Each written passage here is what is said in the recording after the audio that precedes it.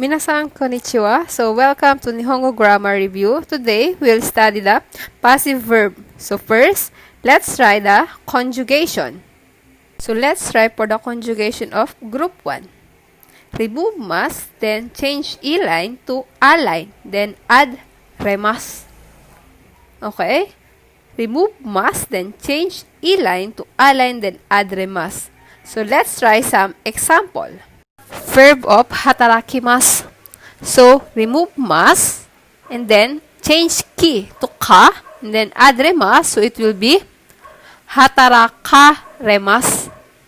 Hatarakaremas. Next example, tachimasu. Tachimasu will be tataremas. Tachimasu will be tataremas. Then, please take note, for the single e before must, change e to wa, then add remas. Let's try example verb. Iimasu. Iimasu will be iwaremas. Iimasu will be iwaremas. Then next, let's try for group 2. Remove must, then add raremas. Remove must, and then add raremas. Let's try example verb. Tabimasu. Tabimasu will be taberaremas. Tabimasu will be taberaremas. Next, mimasu. Mimasu will be miraremas. Mimasu will be miraremas. Then next, proceed tayo kay group 3. Change shimasu to saremas. And kimasu to koraremas. Change shimasu to saremas and kimasu to koraremas. Let's try sample verb. Benkyou shimasu will be benkyou saremas. Benkyou shimasu will be benkyou saremas. Next, tsurete kimasu. Tsurete kimasu will be tsurete koraremas. Tsurete kimasu will be tsurete koraremas. Okay? And then, next, proceed na tayo how to use passive verb or ukemi. First usage, be or ed, when an action is directed at another person. When an action is directed at another person. For normal sentence, we use a-wa, be-o verb. For passive verb, we will use be-wa, a-ni passive verb. A represent to the person who do the action or the person who affects the other person. And B is the person who is affected by the action. Let's try example sentence. I was praised by my teacher. It will be watashi wa sensei ni homeraremashita. Watashi wa sensei ni homeraremashita. Sensei is the one who did the action, so she or he will be particle ni. And si watashi is the one who is affected, so watashi wa. For the next usage, number 2, something is done to an object belonging to someone else and he or she feels annoyed or troubled by it. Something is done to an object belonging to someone else and he or she feels annoyed or troubled by it. For normal sentence, a-wa, be no mono o verb. For passive verb, we use be-wa, a-ni mono o passive verb. Be-wa, a-ni mono o passive verb. B represent to the person who is affected by the action. And the A represent to the person who did the action.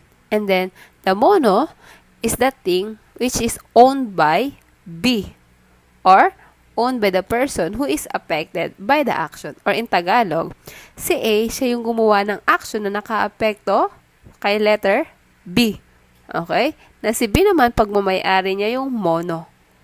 Okay, let's try example sentences. Okay, so Ichibang, my foot was stepped on by the person next to me. In Japanese, watashi wa tonari no hito ni ashi o fumaremashita.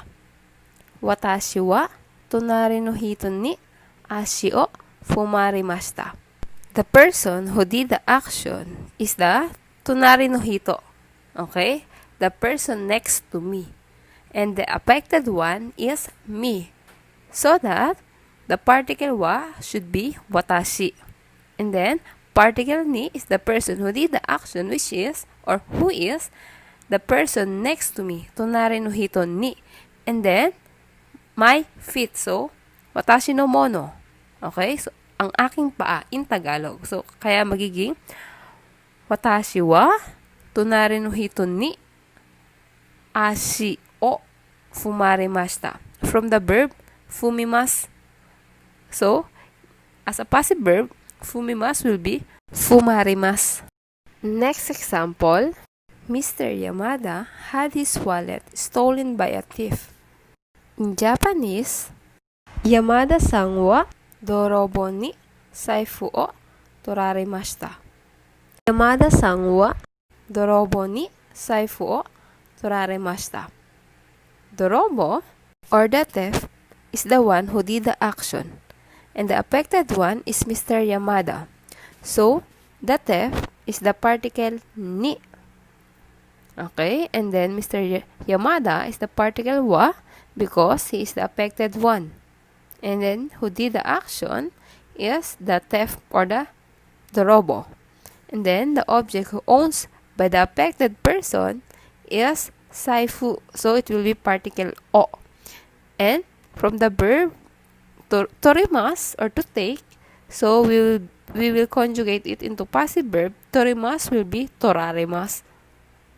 Next usage of passive verb, when it is not necessary to mention the person who does or did the action. When it is not necessary to mention the person who does or did the action. Let's try example sentence. This hotel was built 60 years ago. In Japanese, kono hoteru wa 60 nen mae ni tateraremashita. Kono hoteru wa 60 nen mae ni tateraremashita. From the verb tatemasu, to build, so tatemasu will be tateraremasu. Because it was past, so tatemasu will be tateraremashita. Because it is not necessary to mention who did or does the action, so kono hoteru wa 60 nen mae ni tateraremashita.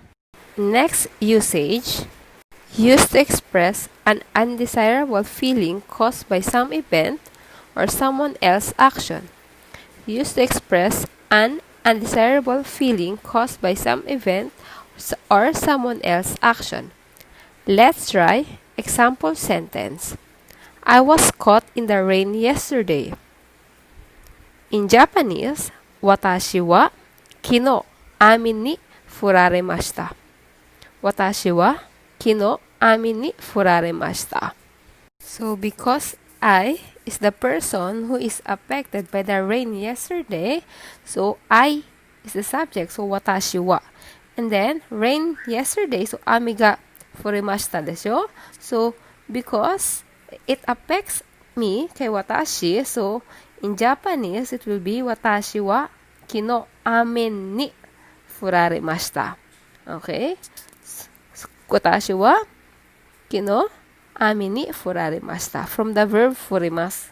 Next example, late last night, my child was crying, so I couldn't get much sleep.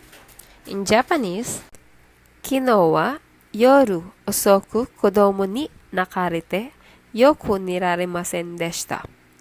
Kino wa yoru osoku kodomo ni nakarete yoku niraremasen deshita. So, the person who did the action is the kodomo. Okay, so the child is the one who did the action. He's the one who cried. And the affected one is me. Okay, so or I. So, therefore, is 昨日 or 昨日私は夜遅く子供に泣かれてよく寝られませんでした。